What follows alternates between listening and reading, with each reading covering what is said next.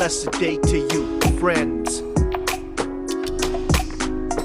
We will show you today the new improved used oil stove. There is no need for a welding machine. D.i.y make a used oil stove. All you need are empty paint cans. Watch our first video on how d.i.y was made. Yes, it's really blue flame. You can do it inside your home and can cook the foods you want to cook. It's really economical. Using waste cooking oil or engine waste oil, motorcycle waste oil.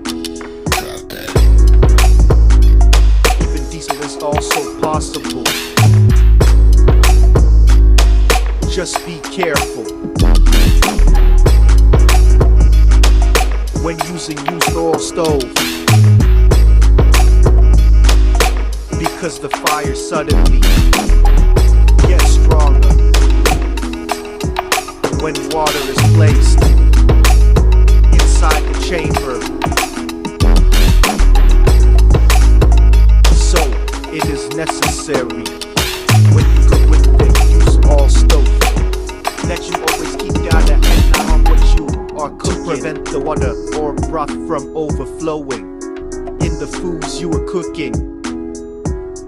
And it might even cause your house to catch fire.